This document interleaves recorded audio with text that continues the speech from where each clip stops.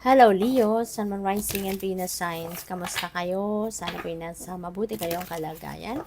Welcome back po sa Star Tarot. At kung bago kayo dito, welcome din po kayo. Please subscribe, like, share my videos, and leave me a comment kung naka-resonate kayo. So, first card ninyo, Power, Wisdom, and Embracing. Ayan. So, feeling ko si Power, this is your personal power. No? Maaari ng iba sa inyo kasi in the past, maybe you allowed other people to run your life. You allowed other people to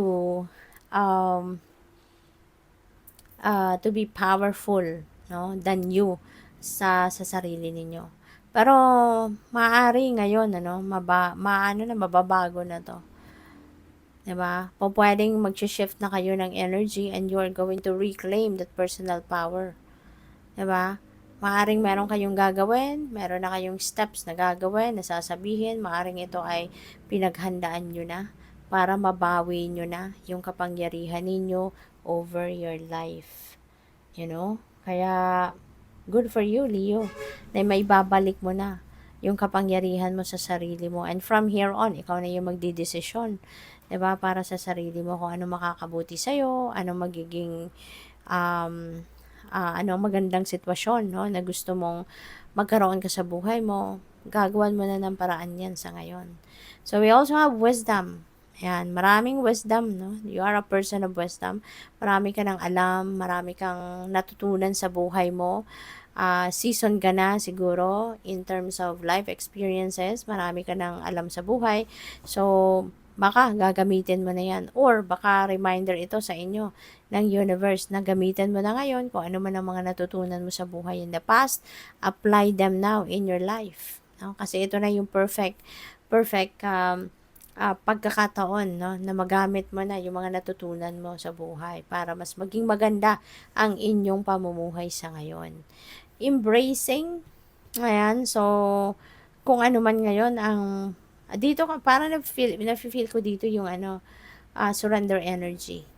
You know, pwedeng meron ditong surrender energy. So, maybe, ito, you are going to embrace your emotions. Ano mang klase ang feelings mo, ano man ang emosyon na nararamdaman mo, you are just going to go with it. No? Hindi mo ito kukontrahin, hindi mo pipigilin, hindi mo isusuppress, you're just going to embrace it. You're going to honor what you are feeling, what your emotions are right now. You know? Yung gano'n, yung parang, sige, ito yung nangyayari sa akin, then so be it. Ito yung nag-unfold sa buhay ko, okay, amen to that. Okay, parang ganun lang ang gagawin ng iba sa inyo. So, what else? Maraming salamat pala for subscribing, no? And if you haven't subscribed yet, subscribe na po kayo. And also, maraming salamat din for not skipping the ads kasi malaking bagay po yan sa akin. Thank you. And please click the join button sa baba ng video po kung gusto din po ninyo na mag-join sa membership. Salamat.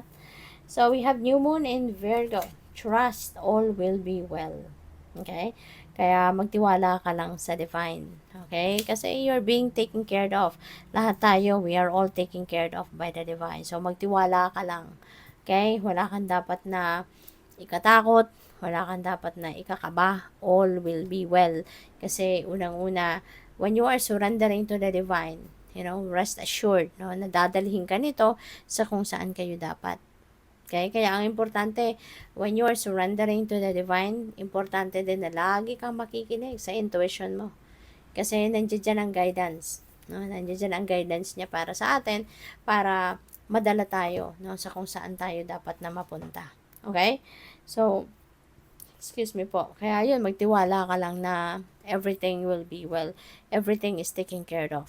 Alright? So, we have trust the universe. Parang sila din. Parang ito lang din siya. Magtiwala ka sa kanya. Magtiwala ka sa universe. Kasi lahat tayo, no, each and every one of us, meron tayong, ginawan tayo ng plano ng divine. Lahat tayo nakadrawing na kumbaga, you know, yung plano niya para sa atin. Kaya magtiwala na lang tayo sa kanya.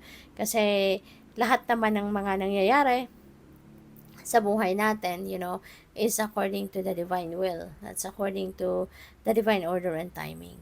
Okay? Hindi man ito perfect kasi wala naman talagang perfect journey, pero magtiwala ka lang, no, na lahat ng yan, ano, ay para sa ikakabuti natin in the end.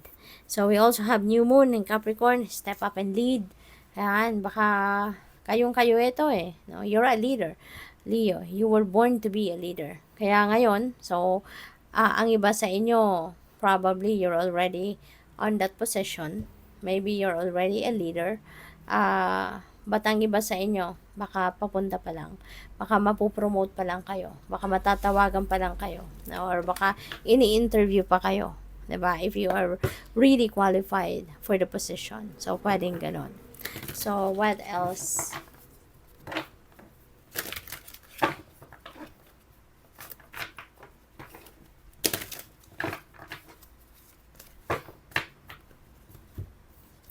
So, we have the Four of Cups. Ayan. So, merong indifference na maaaring nararamdaman ng iba sa inyo sa ngayon.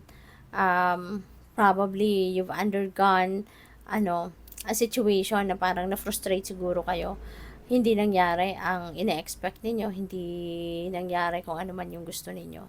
Kaya, parang may konting tampo siguro kayo sa divine. Meron kayong konting indifference, no, na nararamdaman towards him. Okay?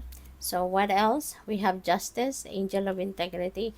Pero ano mo, kung ano man ang pinaglalaban mo sa ngayon, no, that will be, kung ano man pinaglalaban mo, makukuha mo yan. Kasi kung anong deserve mo, ibibigay sa iyo eh. Diba? Tsaka si justice energy, kapag pumasok ito sa reading, ibig sabihin na justice will be served sa iyo. Kaya kung ano naman ang pinaglalaban mo, 'di ba? Kung ikaw ay talagang nasa rason, ikaw ang nasa tama, no? Makukuha mo 'yan. May mapagtatagumpayan mo 'yan. Okay? So what else? We have Six of Pentacles. Beautiful kasi meron nitong financial blessing na dadating sa inyo. Okay? This is windfall of money as well. So kung merong iba't ibang panggagalingan ng pera dito. This will be coming from various sources. Kung ano man magkano man ang dadating dito, sa inyo pa pwedeng marami. 'Di ba? That would be more than enough para sa'yo, Leo. Kung ano man ang paparating na pera, saan man ito manggagaling. This is more than enough para sa mga pangangailangan mo.